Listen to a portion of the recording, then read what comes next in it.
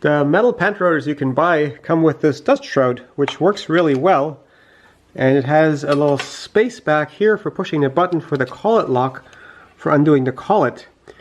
But some routers require 2 wrenches on the collet, and that will be blocked off by this dust shroud. So Max Sheldon has come up with this one, which is one that opens up so that 2 wrenches can be used to access the collet. But I'm really happy with how this one works with this router, so I thought, let's see if I can make this thing fit on my wooden pantorouter. So I should be able to just screw this straight onto the plywood like so.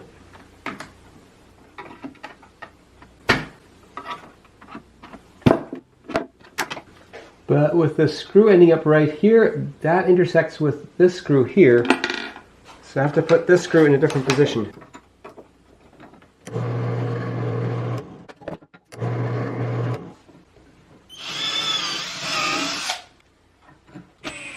The screw holes on this are rather large, so I'm just going to use some washers with wood screws to secure that.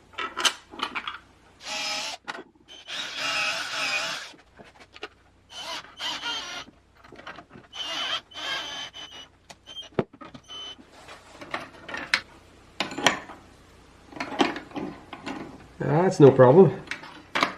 Now this thing is best used with a shop vac using some kind of hose adapter, but I'd like to use it with a dust collector, and to get enough airflow I'm going to need a thicker hose, and for that I've actually got an adapter which just happens to fit inside of this adapter, but I think I need some way of supporting this so that it doesn't kind of pull itself off like this.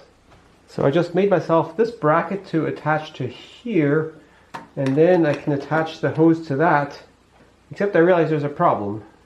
Because the way this dust shroud works is it's meant to deflect the air that's coming out of the router back around here, and it's going to come out here. So I don't want to be blocking off this part here. And I just realized this part almost fits on here, so maybe I can make that fit. Let's see if I can shave off some of the inside of that fitting.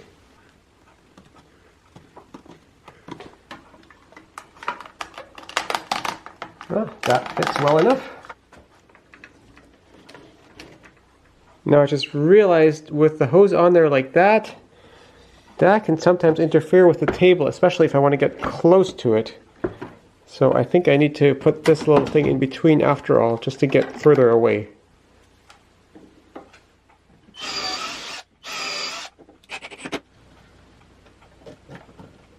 I think that will work.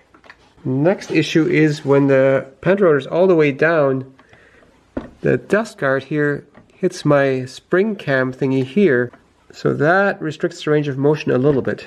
This isn't a problem on the metal pantorouter because it's got this clever arrangement of custom torsion springs down here, so there's nothing for the dust guard to hit when it's all the way down.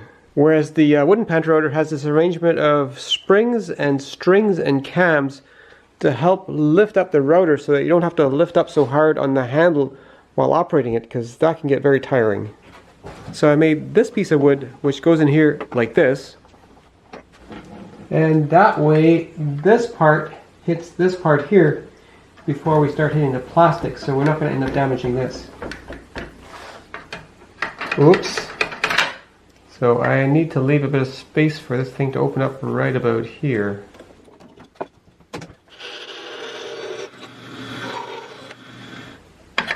Okay, now it clears.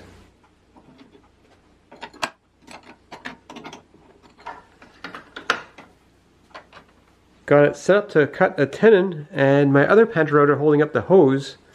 Let's try it out.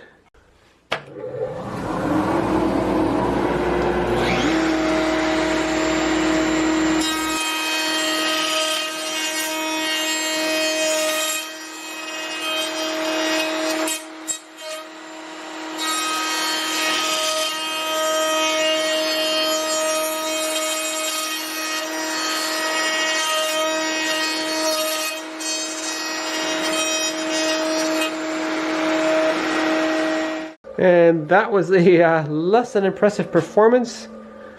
Here's the problem, it just got plugged up in the hose thing. These shavings with a straight bit are just too large and plug up easily. Now a shop vac would have probably just sucked that obstruction right through the hose, because even though they have less volume, they have a lot more suction pressure. I just don't like shop vacs that much because they're loud.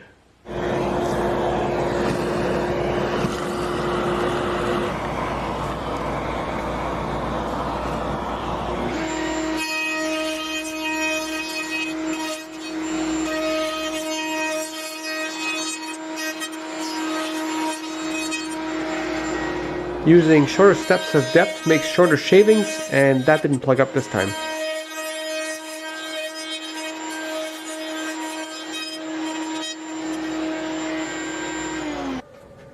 Not too bad. There's a few chips that fell down here, but got most of it. The thing is, straight bits like this make much more tangly shavings than a spiral bit like that. That's what the problem is. But cutting just a partial depth at a time makes shorter shavings, and those don't plug up as well. But let's plug it up again deliberately. Taking a 1-inch deep cut this time to make 1-inch long shavings. Well, that was a fail. The shavings did bunch up inside of this thing a bit, but then they got sucked right out, so I'm not sure why it plugged up on that first test. Seems to be just a matter of luck. I should point out some clever aspects of this design. It kind of spirals in as it goes around like this, and that's good because the bit spins this way, so things are already spinning that way. And then it gets to full depth right about here, gets sucked out, and then we have no depth here, and that's very important because the air from the router needs to have a place to go, so we've got lots of room behind it on the top part so that the air can escape out the back. And some years ago, when Cooldeep sent me a 3D printed prototype of the old dust shroud, that's this one, I had the same idea of trying to take advantage of this rotating sort of thing, and I made a wooden dust shroud to go with the brush, but that was a complete failure. And the reason I think my approach failed is because it's really important for this thing to be very smooth on the inside so that the dust can slide easily, and my wooden thing just wasn't smooth. And you can buy one of these dust hoods on pantorouter.com. They're not cheap, unfortunately, because even though plastic is cheap to produce, Max Sheldon's got a huge outlay in tooling and he needs to recuperate that. Or you could try building your own.